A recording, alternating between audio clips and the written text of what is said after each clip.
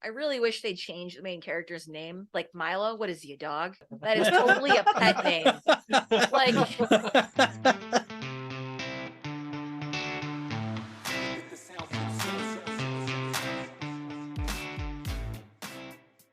Hello, and welcome to the Original Remake Podcast. My name is Pat. I'm joined by Amy. Hello. Andrea. hello. And Nick. Oh, hi. And today we're discussing the 1999... Wrong. No, wait. 2001. The 2001 Antitrust. Oh. You had to be fed your lines and you were looking at them. Yep, that's true.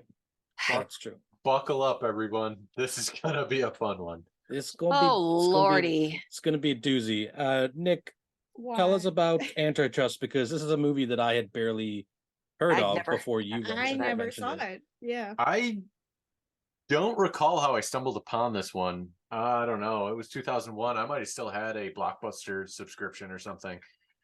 Wow. Blockbuster. Yeah, you know, when that brief moment when they tried to be Netflix, I consumed a lot of media that summer. Anyways, Antitrust is a technology thriller where the main character, Milo, a brilliant computer programmer, is recruited by a powerful tech company led by a manipulative CEO.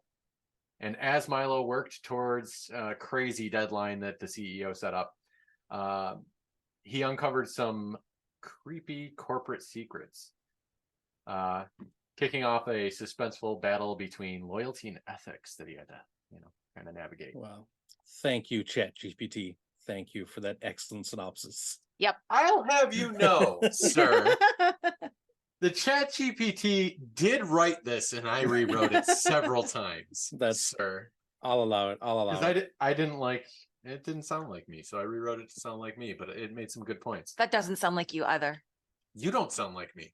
Anyways, I had some fun when I was doing writing this up. You can tell I was punchy because I had commentary on all of the characters. You know, another thing.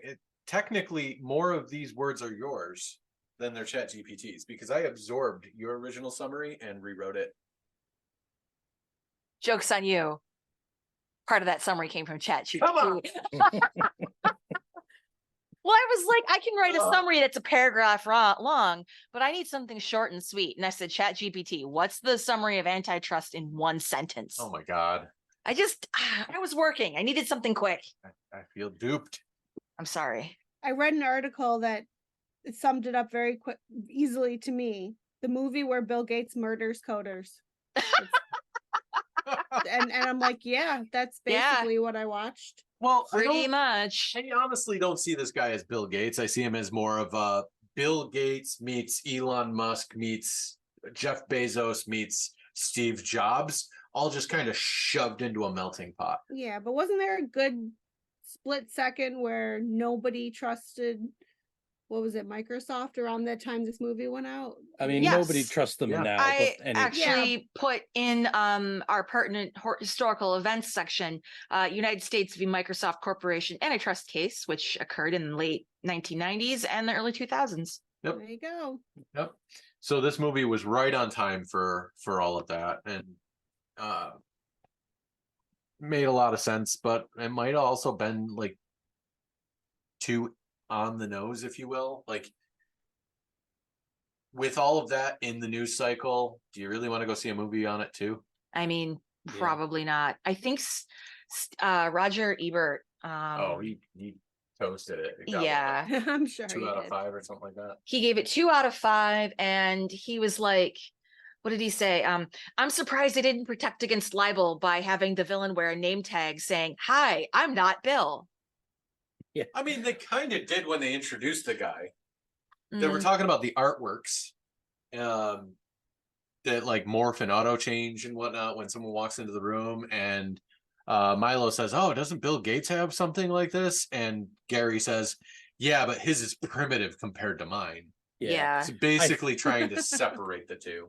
I think they wanted to and did a very good job of making Gary a generic Silicon Valley guy before there were tons of generic Silicon Valley guys. Yeah. right? I know that like this was like pretty quickly after like the .com era. This film would have been made, like the kind of bust there, but you know, you look around, you know, the people who run tech companies, they're all just like kind of just dickwads for them, like egomaniac dickwads for the most part. You know what I mean? Mm-hmm. And I think Tim Robbins was pretty good in his role, actually. He was. Anything else to say about the film before we move into kind of our review of it? Yeah. The budget was 30 million. It took 18.2 at the box office. But that's less And money. yes. Yeah.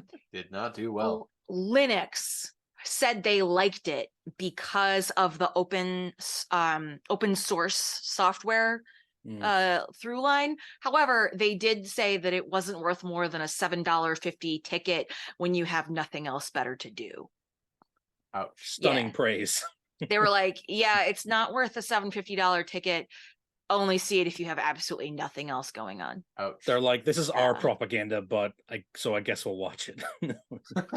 Yep. And then also similar movies released around the same time. The month prior in December, this was released January 12th, 2001. In December 2022, we had Castaway, What Women Want, Miss Congeniality, The Emperor's New Groove, How the Grinch Stole Christmas, and Dude, Where's My Car? Oh man, Dude, Where's My Car? I mean, Whoa. and then direct competition. In January, Save the Last Dance, Finding Forrester, and Double Take and 13 Days were all released the same day. The Gift released on the 19th, and then The Wedding Planner released on the 26th. So I feel like it had competition from December, not much from January. Gotcha. Disagree, because I specifically remember going to see the film 13 Days with my papa in the theaters. Yeah, I was going to say that movie is, from what I remember, a fantastically amazing film, but those are two different audiences.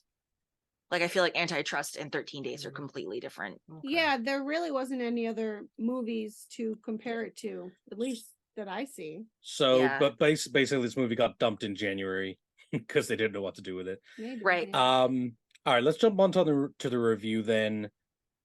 Nick, why don't you start us off? Because like you said, like none of us had seen the movie before, and like you said, you kind of stumbled onto it. So what did you think about the movie? Do you like the film? I do. I quite enjoyed the film, actually. I did then, and I think it is not necessarily a fine wine, but we'll call it a wine in that it matured well, in my mind. It's like a boxed wine that like you could put in a glass and it'd be fine. Yeah, 20 years later, I think it did okay. Yeah, I agree with you. Maybe the first half an hour or so is a little slow and a little bit like what's going on here.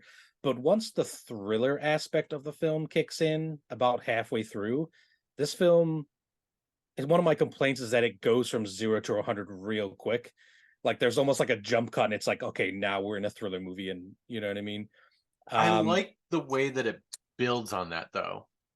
Like, yeah, it's 0 to 100, but the way it kind of brings that tension level up and then just holds it, I think it does a really good job of that. But I'll agree with you. The first half hour of the movie is kind of trash. It's slow, and there's It's a slow, lot of yeah. bad acting. No. A lot Like of you bad said, I was music. getting there. The acting was bad. It was very it wasn't conversational. It felt like they were reading lines off a teleprompter in the beginning. Especially the actor who played Teddy. Like, he seemed like he didn't know what he was there for or what his purpose was. He was just like, hey guys, they should do things that are open source. And it was just very, I don't know, it was so stilted.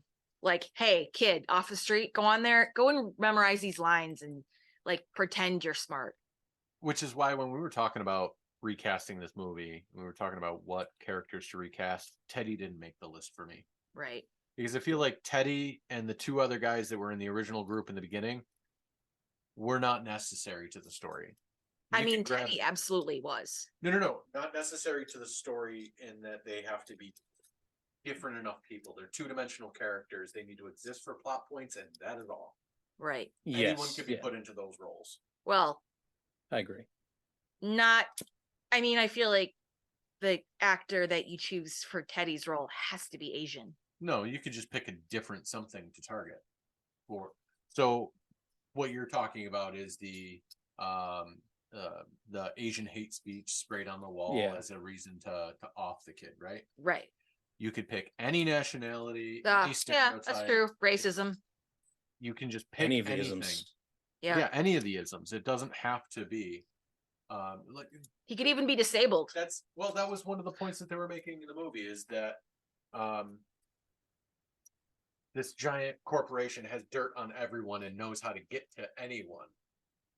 So it doesn't matter who or what he is.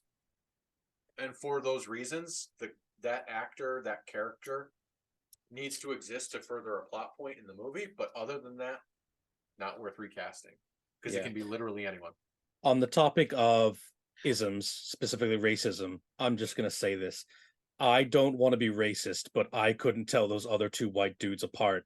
Were they the same person, right? I couldn't either. I thought they were the same person throughout half the movie, So and then did I. at the end, he puts his arm around both of them. Like, oh my god, they're two different characters. Yeah. Like, when Nick and I were watching it, I was like, wait, who is Larry again? They looked so much alike, and I was like, dude, can we like? They picked the two most generic '90s white dudes I've ever seen in my life. Yeah.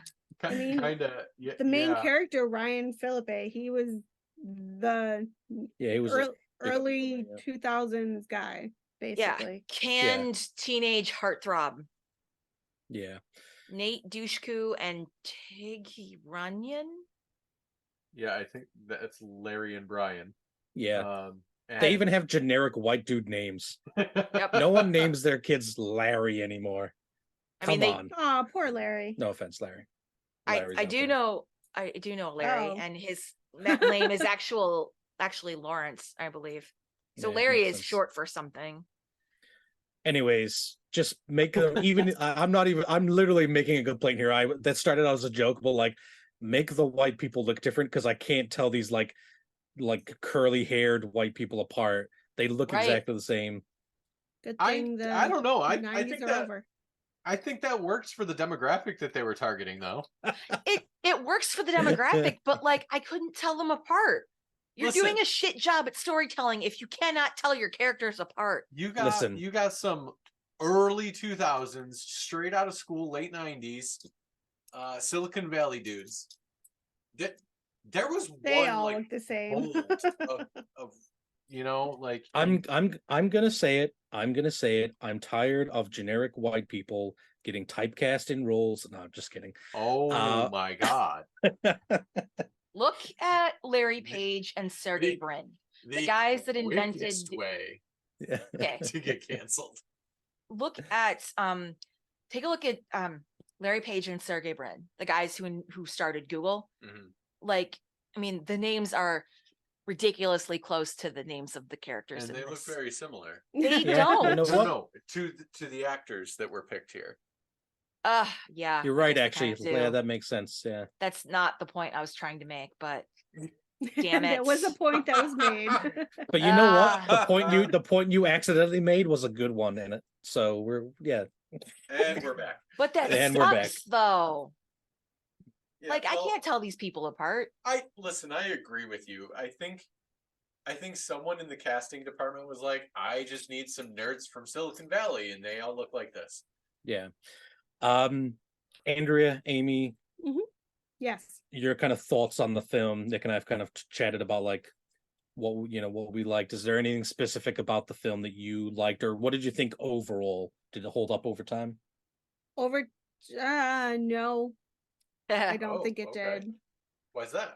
I honestly, I couldn't pinpoint why. I was very bored the whole time. Okay. And it could have been because the beginning was so slow and it jumped out of nowhere. I didn't understand what I was watching. Yeah, there was some good points, but I just wasn't interested at all. I really liked it. Yeah, was a little slow to get going. I remember asking you a couple times, Beast, like, what are we doing here? And then I remember you, Pat, saying, oh, it takes a little to get started. Yeah. Unlike many of Nick's other picks, I feel like that this was a movie that has watchability again and again. And like immediately after it was over, I was like, I think I need to watch this again. You could watch Hackers daily. No, you could not. You could. I would watch Hackers daily. I would never watch this movie again. No. So I don't. There's okay. So I I don't pointed know. something out right when we finished this movie. Mhm. If you go back and watch just the first like minute and a half, the big CEO guy Gary is doing his whole spiel about how anyone in a garage somewhere can come up with the next great idea and like inspirational speech. He's talking about these people working in their mom's basements and in their garages and this and that. And what you're not realizing in your first time through is the cutscenes that they're putting on the screen are the surveillance footage from later in the movie where they're spying on all these software developers. Those little cutscenes are not pretty movie cutscenes. They're actual, like, over-the-shoulder security footage style, Big Brother 1984 things. Yeah. Didn't know that. Yeah, And it's a nice little Easter egg. And there's a bunch of stuff in the movie that's like that, where if you go through a second time, you'll pick up on things like that. You'll pick up all the references to 42, which is pretty funny. Yeah. Their deadline I'll is rewatch 42 days away. Some other things. Starting a job at the DOJ would have been $42,000 in a Buick. Yeah. Interesting. When he's quote unquote hacking the terminals in the kids' room, the surveillance protocol was called 1984. Yeah. Like a lot of really cool. There's a lot of cool little Easter eggs in there. Yeah. I really enjoyed the movie. I thought some of the acting really sucked. Oh, I was very surprised to see Tim Robbins. I was like, holy shit. Because I do like Tim Robbins. He's great. I could say more, but the story, not allowed. I'm a mental midget when it comes to being able to predict the story in a movie.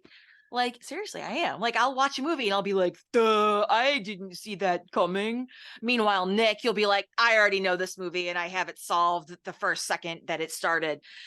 That's Amy's Pat. pointing at Pat. Yeah. Oh my Me, I'm gosh. just like halfway through the movie being like, oh my God, that was awesome. And I'm just like, nope, you're an idiot, Einhorn's Andrea. a man. Yeah, exactly. You know Exactly. There you go. Yeah. I mean, I was young when I watched Ace Ventura, so for me, when I watched it as an adult, oh, is that your gun digging into your hip? I get it now. I didn't get it when I was a child and first watched the film, but No, that's innuendo. I'm talking about the actual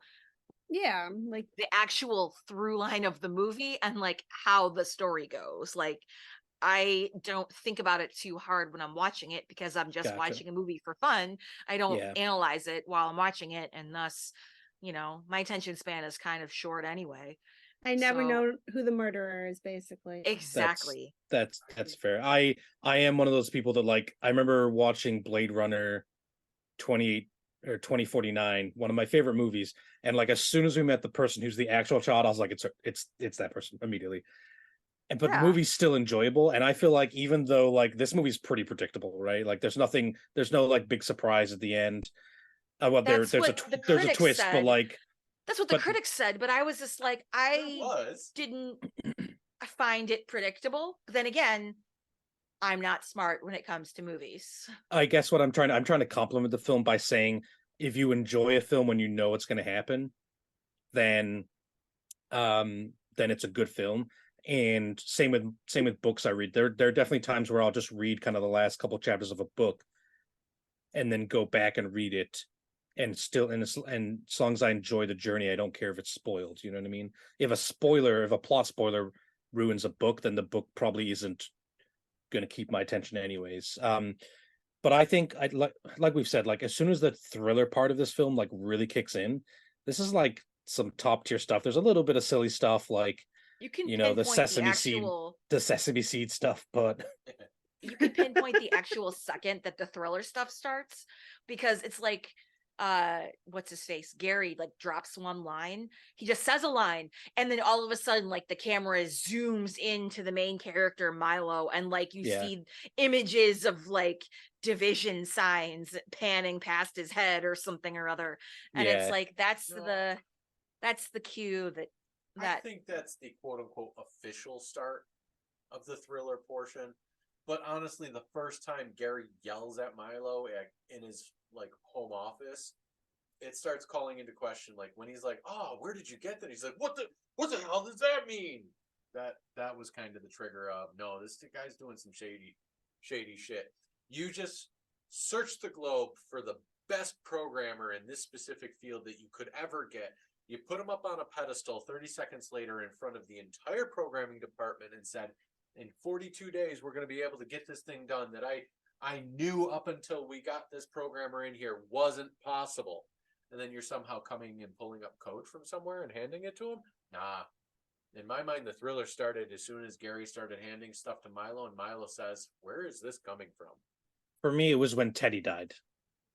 That's the real start of like, oh, they're not just spying, which is one of the things I like about the film is like, outside of the actual physical murder, like corporate espionage is like a thing that happens, and like big conglomerates have like departments like that are meant to defend against attacks, but also do the stuff that needs to be done.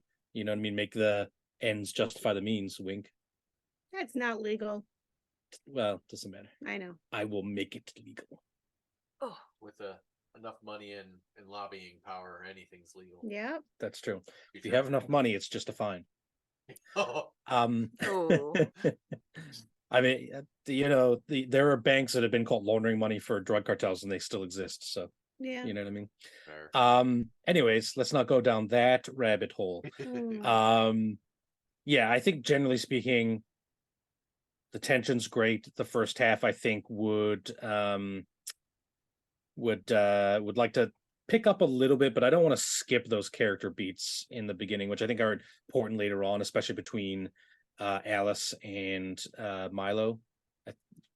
Yeah, and I agree there, but the Larry, Brian, Teddy venture capital kind of thing could be compressed a little bit more. I mean, it was compressed to the point already where I almost didn't understand what the hell was going on. I think it would have benefited from a little bit more exposition, because they just kind of assumed you knew what they were talking about. Like, I do get that there was a bit of compression there, now that I'm thinking about it, but I think they could have done a better job of getting the point across through some exposition in those scenes, instead of just tossing a button down shirt across the room and saying we've got a meeting in 2 days or whatever it was. Yeah.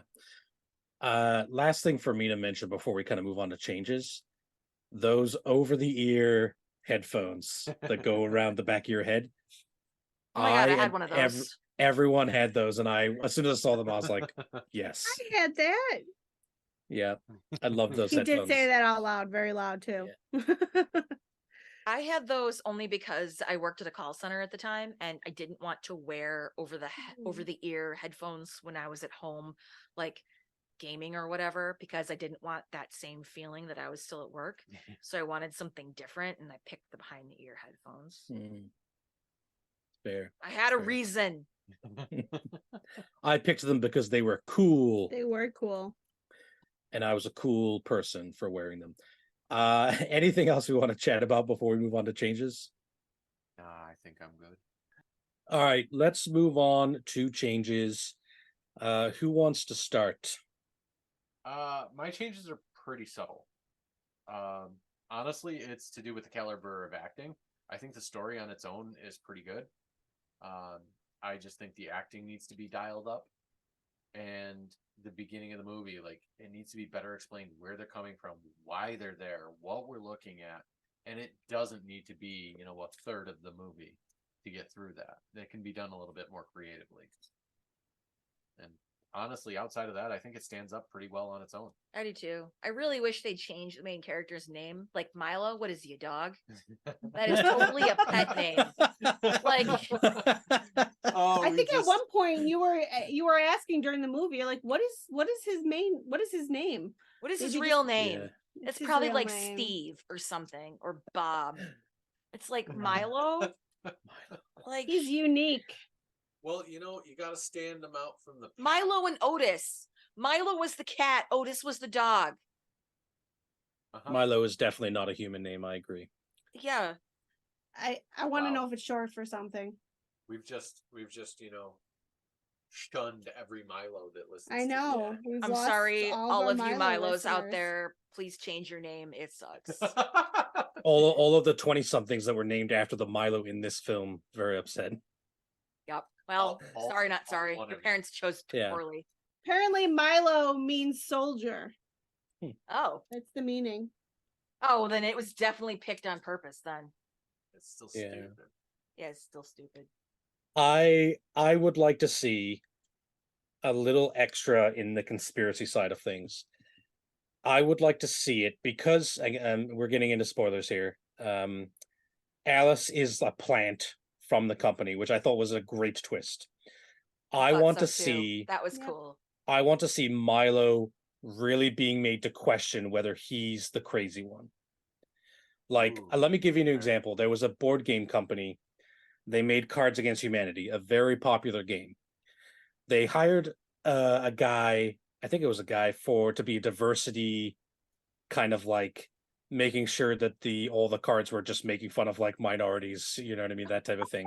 And then they ended up like sending him to like a mental institution, and now he's suing them. I don't know how the story ended, but like What does this have to do with the movie? I'm saying I want like Gary to send Milo to like a Oh. therapist or something. Ah, okay. Like I want him to like feel, I want them to gaslight him super hard. That's the one thing that's missing for this type of conspiracy, is he's not being gaslit enough. That's, Agree. I think that would fit very nicely. I think I understand what you're going with. Yeah. I don't know. Because The once Cards he knew Against he, Humanity story is a little weird, but believable since we're talking about a company that mailed literal boxes of shit to people and also accepted people's money to dig a hole for no reason. I did not know that story already. Oh, Oh, really? yeah. Shit. No. wait, Yeah. We had a buddy who like sent in money to it was like their Christmas, their Yeah. annual Christmas did. shtick. And he like sent in money and they were like, we're going to mail you boxes of poop. And they did. I don't remember the specifics, but I feel like it was something like the creators of the company or the owners of the company were like, no, we can, I bet you we could sell literal shit. No, we can't.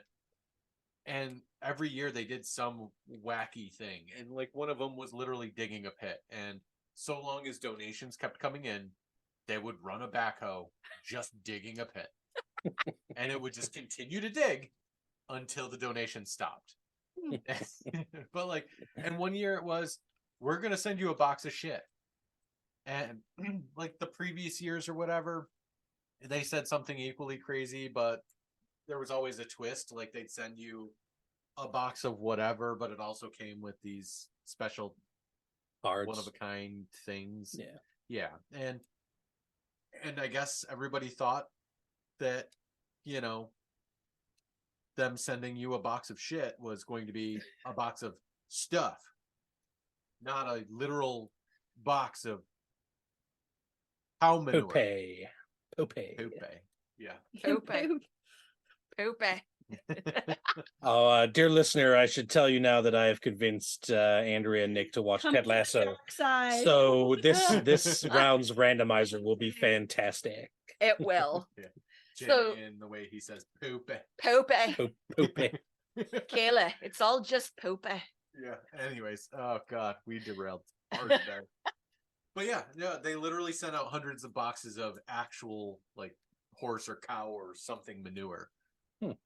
And their frequently asked questions section is like legit. What's happening here? Cards Against Humanity is digging a holiday hole. Is this real? Unfortunately, it is. Where's the hole? America and in our hearts. What do I get from contributing money to the hole? A deeper hole. What else are you gonna buy? An iPod? Is this hole bad for the environment? No, this was just a bunch of empty land. Now there's a hole there. That's life. Yeah, it's just very cartoonish, man. Nihilistic. I love it. But anyways, this is the hysterical laughter of 4 people that are so tired and would rather have gone to bed at 8 o'clock than do this podcast. no, I'm here for it. Listen, I finally picked a good movie. Oh my god, I'm literally dying. Jesus. Skull emoji. Fuck me. He's gone. All right, as editor of this podcast, I'm going to executive decision us back onto the movie by asking the question: does anyone feel like Alice's change of heart at the end of the film is a little too quick? Like it kind of comes out of nowhere. Absolutely. I was totally expecting her to poison him, and I kind of wish she had. Not because I wanted to see him dead, but because I think it would have made it a little bit more, like it would have upped the stakes.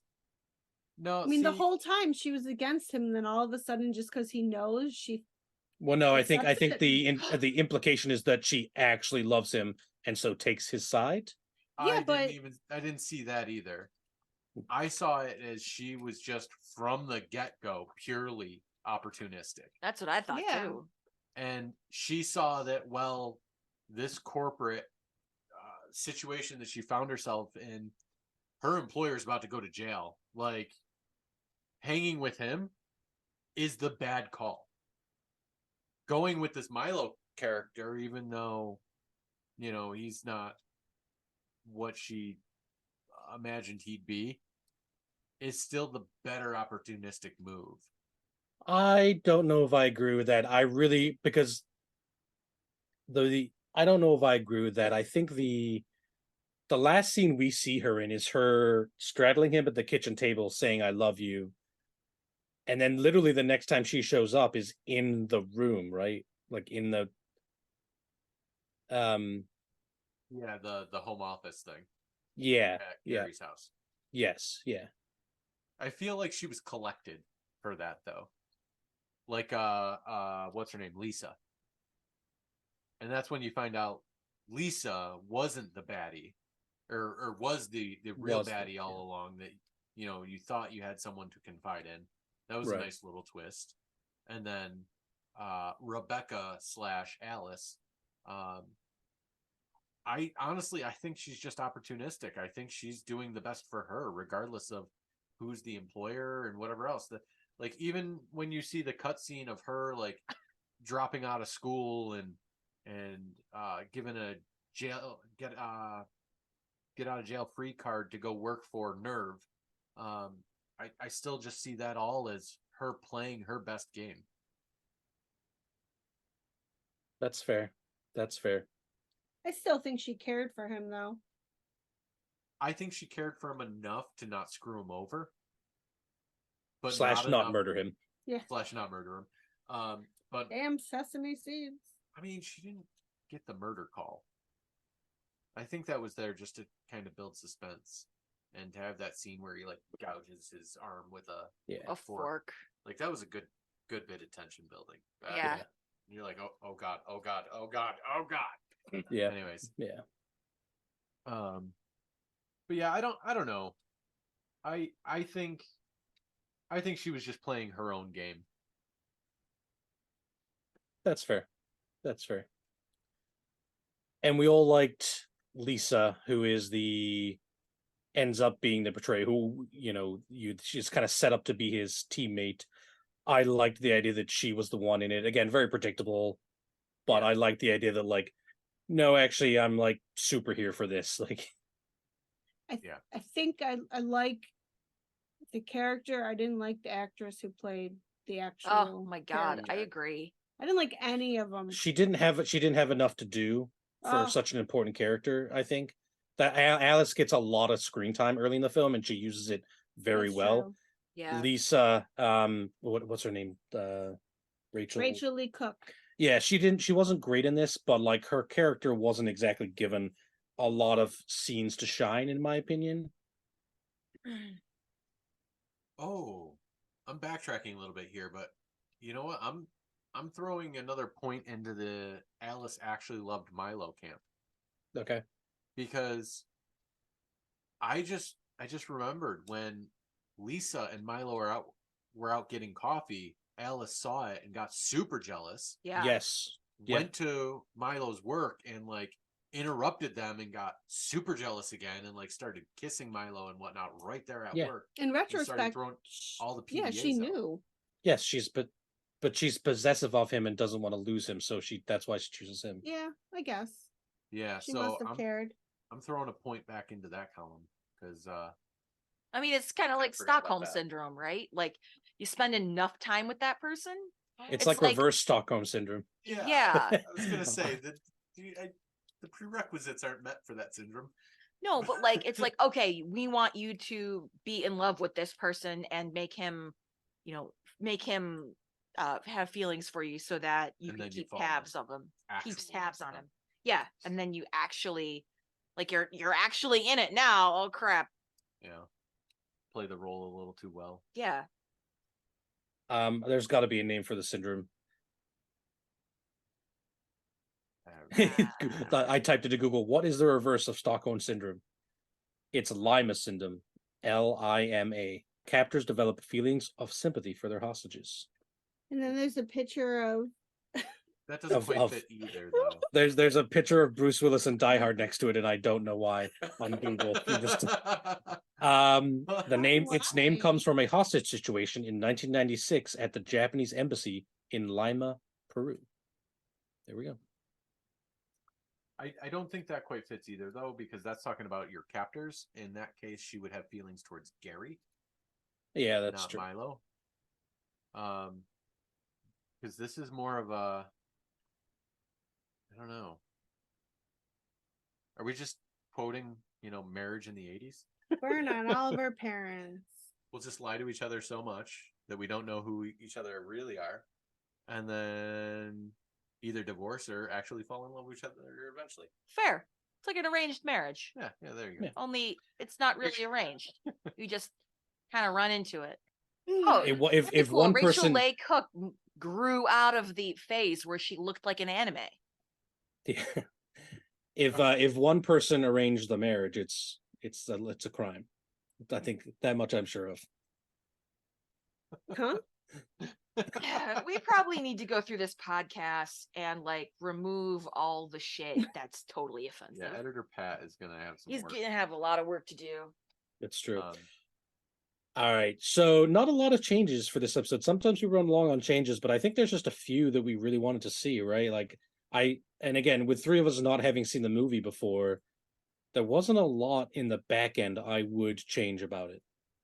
yeah, I think it's pretty damn good the way that it is. I think it's just kind of a bit of a turd that needs some polishing.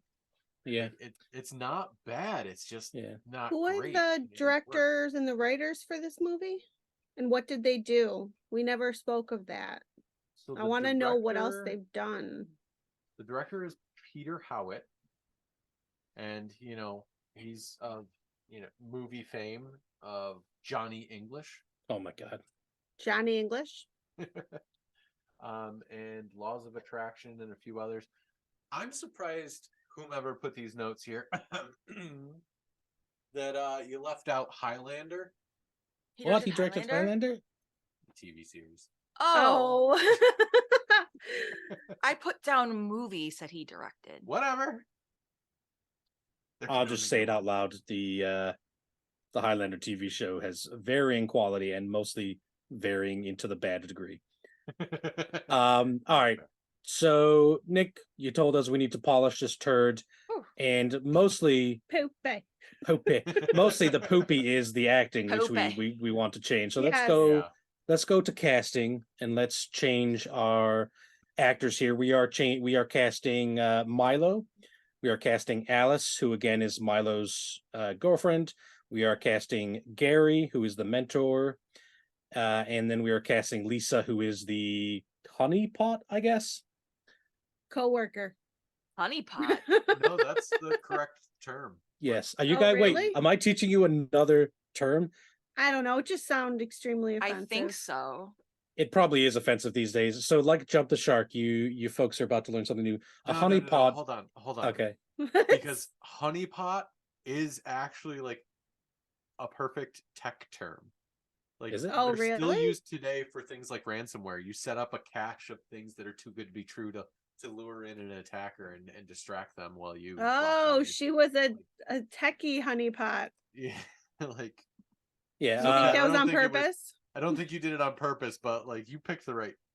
There we go. Honey trapping is an investigative practice involving the use of romantic or sexual relationships for interpersonal, political, or monetary purpose. So the honeypot or honey trap, basically, it's a sexy woman will come up and try and get information in various ways, depending on A person or thing that acts as a lure or decoy in a trap, scam, or scheme. Yeah. Yeah. Yep. So the description I was going for is on the cybersecurity side. Honeypot is a cybersecurity mechanism that uses a manufactured attack target to lure cyber criminals away from legitimate targets. Mm. And that's what I thought you were referring to, which fits this movie perfectly. No, He did No. that 100%. I was referring to prostitutes. Anyways, moving on. Whoa. That escalated quickly. What the? Oh. All right, so let's cast Milo here. Nick, you pick the order because this is your film. Go ahead. Amy, Andrea, Pat. All right, Amy, go ahead. All right. So who's the first one? Milo, the main character? Milo. Milo. Is it Milo? No, it's Milo. Oh man, it would have been so much better. It Okay. would have. So I recast it as Milo Alex Wolf. Do you guys know who this actor is? It sounds familiar. I did not appreciate, even though maybe my earlier myself would appreciate a heartthrob. I didn't think Ryan Phillippe reminded me of a Silicon Valley guy.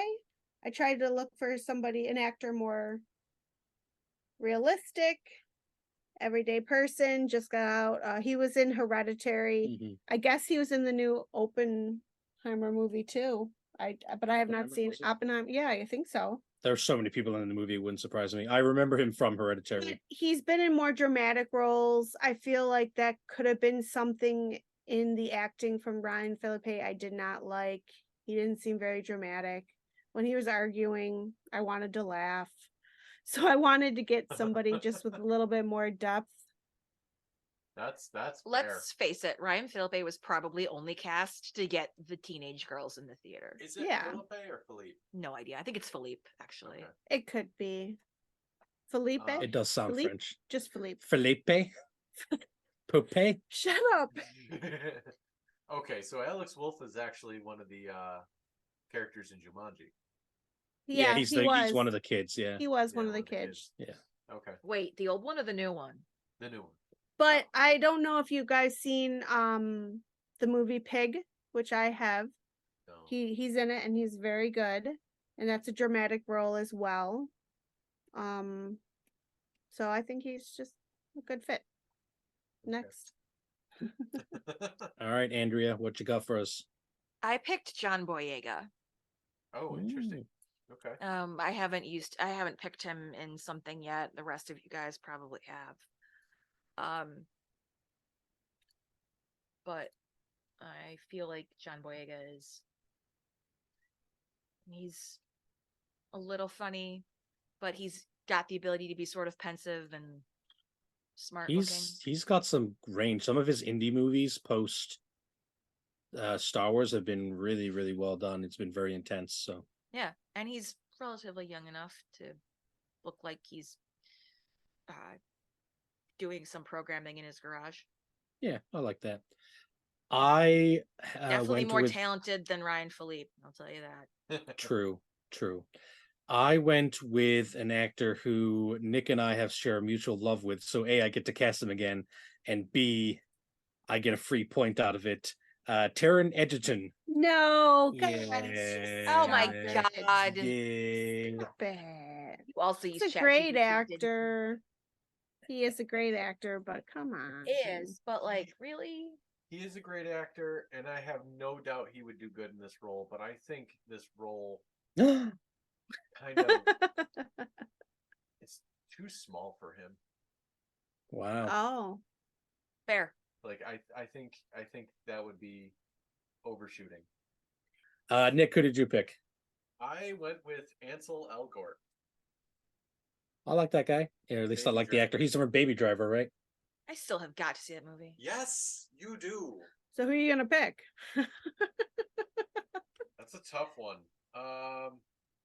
Probably Patrick's. I mean, if he doesn't, it'll be a hit.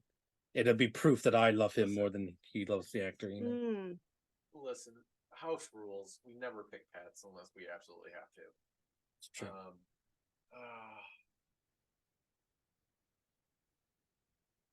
I don't have enough of a background, if you will, or have seen enough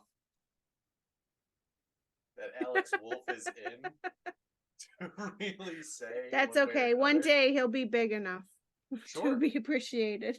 Sure. Well, I await that day. Until then,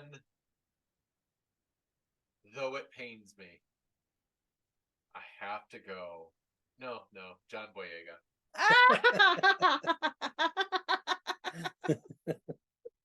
All right, Amy. We're on to Alice, Oh no. the honeypot herself. No, Lisa's the honeypot. Oh, you're sir. right. Technically, I guess they're both honeypots. Alice is but the whatever. girlfriend that just is in it for the money. All right. So I chose an actress that I just recently saw a TV show that was kind of a little, how do I say it? It's sort of, her name is Lily Rose Depp. It's Johnny Depp's daughter. Oh yeah. She was in that show Idol. It's like a mini series. She played sort of a freak, and I mean in the best way possible, in a weird way, of a singer. But I definitely feel like she does. She's gonna make it big. She has acting skills.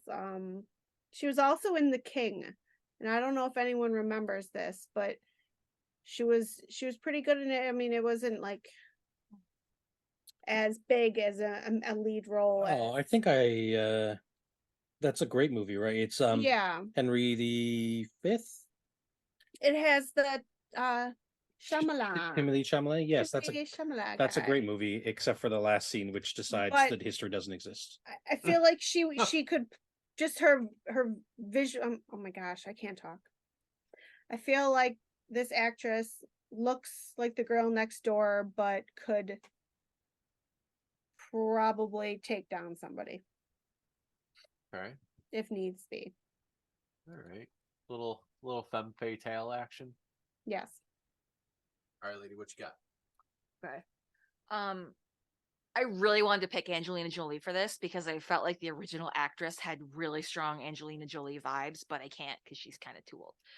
So I picked Elizabeth Debicki. We're talking about Alice, right? Correct. Yes. Yeah. Okay, good. Yeah. She's been in a couple things. I think most recently she played, oh God, what was the name of the character on? Oh, she was in Tenet. Yeah. Okay. I've seen her. Yeah, she also plays I guess a lot of people may have seen her in Aisha as in Guardians of the Galaxy, where she portrayed Aisha, the leader of the sovereign people. She's like Oh, all yeah. in gold. Oh yeah. I like her a lot. Yeah. Yeah, but she's good. Yeah. She's also in a criminally underrated TV miniseries called The Night Manager. Oh crap! Do I have to add this? She to the was list? really good in Tenet. She was. Yeah. Huh. An excellent pick. All right. Pat, what I you got? I had a hard time picking the females for this film, and I don't know why. Because you're sexist. I don't think that's the reason, but I'll You got some aloe for that sick burn, bro? Wow. Wow. No, but if we have any aloe somewhere, my wife knows where it is, and she can get me it along with a sandwich. What? None of this podcast is going to make it to air. Reverse Uno cards. Okay. So who is your amazing pick that everyone's going to love? I don't think I like this compared to yours. I went with Sophia Di Martino, who I really only know as the female Loki from Loki. Oh. Okay. She is a little old, but she can play, someone who's in her like late 20s, which is fine. A little Um, old, sir. How dare you? How old is she? She's 39 Yeah, that's for like, because in the original film, they're coming out of college, right? And that's Yeah. all of them. But in the, you can age them up a little bit. They are, but also Alice was older than the group. That's what I thought. So Yeah. I think maybe she does fit, but I remember really enjoying her in Loki, so I just was like, yep, I think she'd be a good Alice. The next season is out, isn't it? I think. Yes. Yeah, I'm It not gonna is. watch it until the whole thing is out, we're going to Oh, binge. yeah. and people I can think I tell me might whether as- it's good. I'll at least wait a couple episodes. Can't you see? Can't Yeah. you see I gotta have it all at Yeah. once. Okay. All right. Tough picks. Sorry, Amy. I just again don't really know your pick. I know I picked unknown people or not And- that well known. And Pat, I looked up your pick, and outside of Loki, I don't know her either. I only know her from Loki. Okay. And I do like her in that. I just think ladies' pick fits a little better. I like it. Elizabeth- I like her Elizabeth pick as well. Debicki. I like her pick too.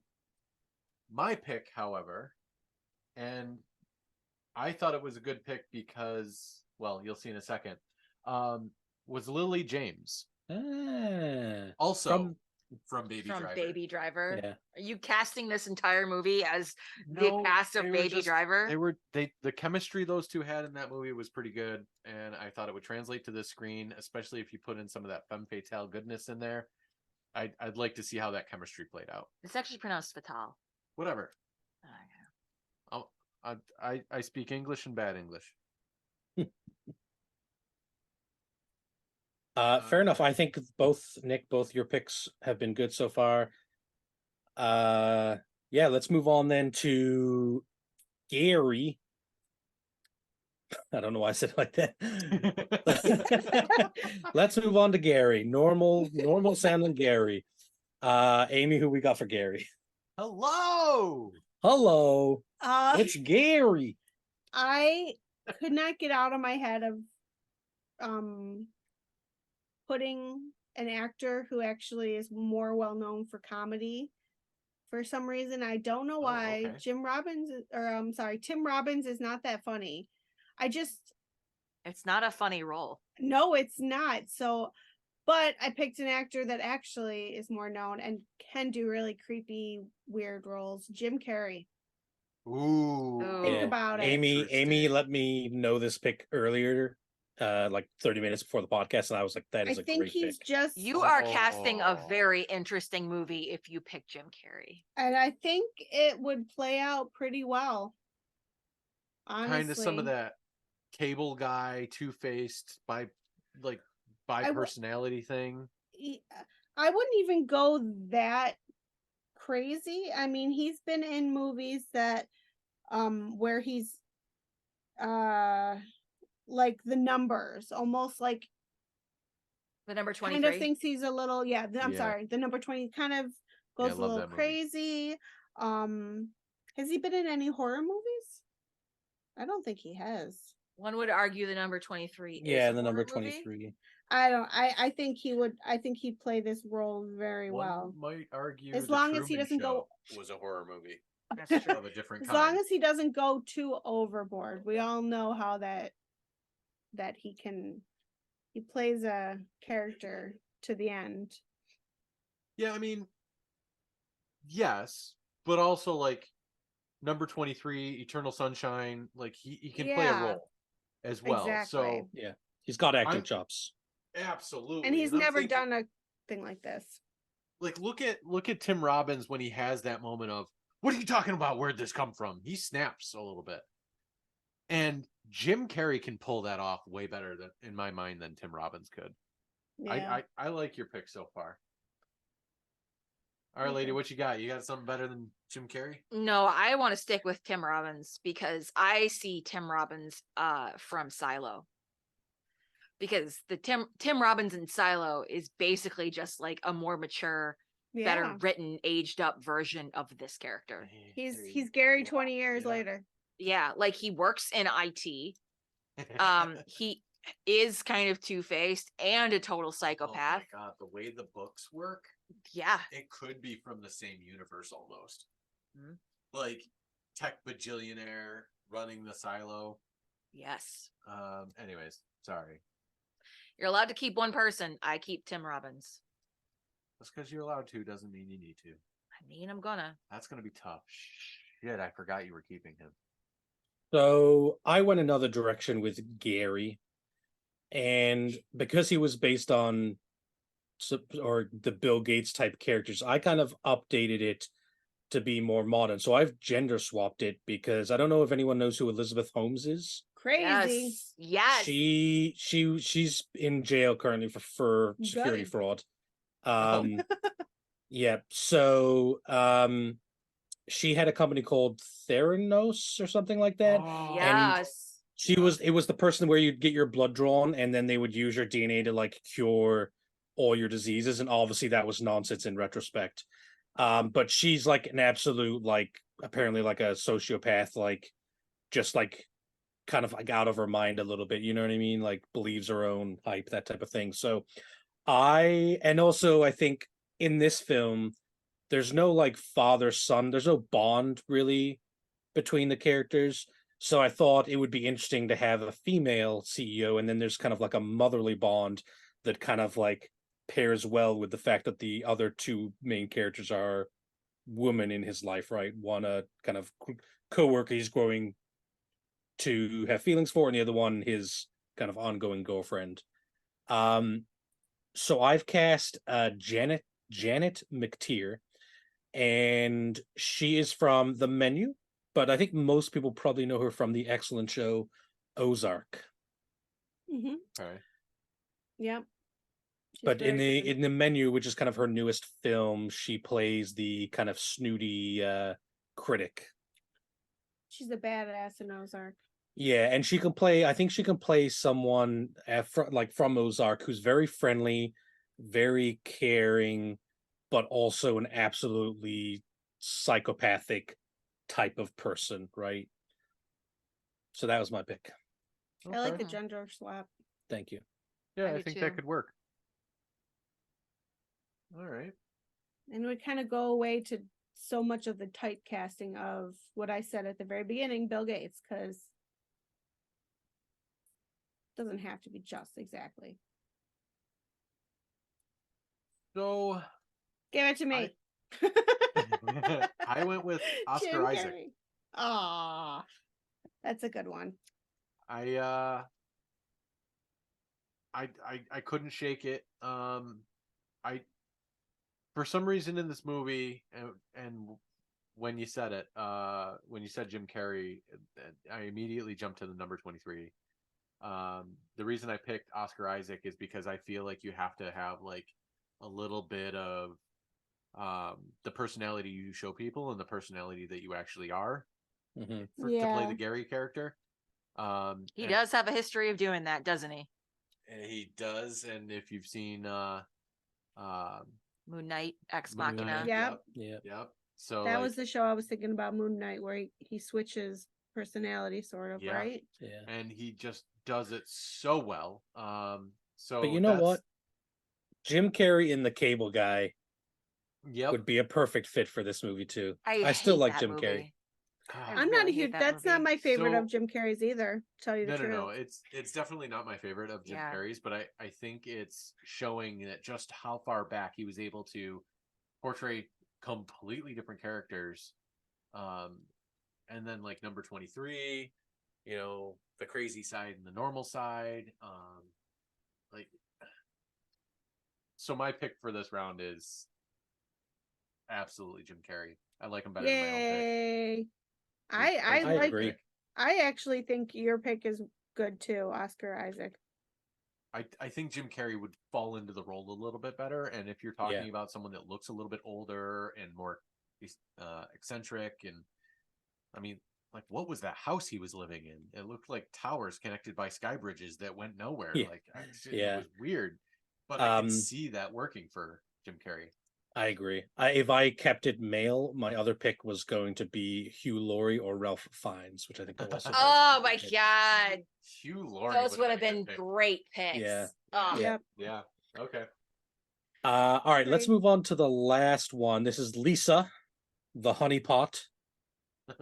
You just like saying honeypot, don't you? I do. He Yeah. just likes it. Whenever there's a saying that none of you have heard of but me, I'm just like, here we go. Let's beat it right into the ground. Just give the Yeah. British man his time in the sun, okay? Yeah. All right, Before he Amy, who did you burns. pick for Lisa? I don't like my pick. Well, you still have to stand Aw. out loud. I realized picking it, I wanted to pick an actress that hasn't been in sort of a role where she played somebody bad or turned out to be the bad guy, and it kind of threw everyone off. And then I picked this actress and I'm like, she looks just like Rachel Lee Cook. I basically typecast her. Natalie Danielle Dyer from Stranger Things, the sister. Oh, yeah. Okay. But if you put their photos right next to each other, it's the same thing. So I don't know. Well, I've never seen her in anything else. I know she has been in other roles. I just haven't seen those movies. I'm sure she was good and they were a little bit more dramatic, but I think she would play a little bit more into this role as like the homely girl that would just do whatever her boss says. So Okay. that's I can kind of see it. I wish I'd seen more things that she was in other than I don't think she's been in Stranger a lot Things. more. Yeah, I don't Okay. really think. Definitely gonna fit the age range for the movie Yeah. though. mhm. So I agree. That's a little bit of a win. Oh man, she played Scout in To Kill a Mockingbird on stage. Oh, really? Would have killed it. Hmm. Damn. What was your pick, lady? I picked Olivia Cook. Interesting. Is that Okay. Rachel Lee Cook's sister? No, I don't know. Good guess, though. you would all remember her as Artemis from Ready Player Yeah, One. the House of the Dragon. Yeah. Yep. No. Ready Player One. Pat Probably finds know her her from Ready very Player One. attractive. I'm not a think foot she guy, would- though. I think she would do a fantastic job playing this kind of role, like sweet and charming up Yeah. front, and then I'm gonna stab you in the back the next. I Yeah. agree. I think she's a great actress. I think that could work, and especially since we've all seen her in Ready Player One, the best film of 2018. Good Mm. lord. No, just me. You're all wrong. Well, Olivia Cook was in a film called The Sound of Metal, which is a good film. And my pick is also in the film Sound of Metal. Oh, how funny. But I think most people know her from the Marvel film The Eternals, which is a film that not a lot of people like, but I think is not perfect, but quite good and underrated. He was in the Eternals. Huh. I didn't. Her name is Lauren Ridloff, and this is a twist. Oh. She's deaf. So Oh. when I was casting her, I came across her and I'm like, actually, there's no reason why you can't cast her. You can just have kind of him learning, or maybe either him knowing sign language as the way they kick it off in The Office, right? Or you can have him learn sign language as they grow closer together, whatever one you want. But then it's again, this is something you can do in films. You can, if she's the nice deaf girl, you could maybe stick the twist a little better when she turns out to be the villain, if that makes sense. She's Hmm. so There's no- innocent. No, there really is like I don't know what the name of the syndrome is, but like, you know what I mean? Like, if you have a disability, like you can't be the evil person or whatever. But you can. Yeah, not like if I you have know, like a I'm limp, you know, agreeing the with evil you. guy has like a limp or whatever. It would throw you off. But yeah, like just imagine a cute deaf girl being the villain, like that'd be a You good wouldn't twist. expect it. That's Exactly. correct. Okay. Anyways, that was my pick. All right. Y'all giving me a tough one. Yes. Can I pick my own? No. Negative. Although, as I say every time you ask that, the rules are completely made up. So I guess do what you want. Because I kind of want to pick my own. I picked Anya Taylor-Joy. I knew you were going to do that, and I purposely didn't pick her for anything. I was like, I'm not going to. See, Olivia Cook looks more like the girl next door. No, I'm honestly picking Olivia Cook. Yeah. She's clearly from the greatest movie of 2018. If you I don't know how to do that if you put noise. Anna Taylor-Joy in that role, I would immediately know she was the villain. Yeah, Yeah. exactly. Yeah. I don't know why, but I Kind just of would just be has like, that no. look about her. Yeah. I don't She know. been I think cast as the villain in anything? She had to have. I don't know. She's kind of I the think- villain in she's a witch in The Witch, but she's not the villain. I kind of think you could play with the role a little bit more if she were in it. Like you could go the whole double agent route and have like kind of call right onto the table. Oh yeah, I was supposed to be working for Gary, but I didn't know he had all that dirt on me, so clearly I'm with you now. And like turn the tables just to turn them back and do the double cross. I think he could lean into that a little bit more with Anya Taylor-Joy's acting chops. Yeah, I mean she is a good actress. I still like her less than almost everyone else's pick, though. I'll say it. Ouch. Yeah. All right. Who earns? Well, Even mine? I'm gonna go with Olivia Cook for that. Yay! That's a good pick. And then to finish us off, would we remake the film? Let's go in the same order, Amy. I would remake the film because I think with better acting, and just a little bit of tweaks here and there, I think it would be a better movie. Fair enough. Andrea? I agree for all the reasons that Amy just said. Oh. Yeah. I'm going to disagree, but because I think Antitrust is a good enough film by itself. Why do you want it good enough? And what I think is if you were to make another film today about like corporate malfeasance or espionage, Wow, that's I a think big you could. word. Thank you. Yeah. I think that you would probably just make a different movie.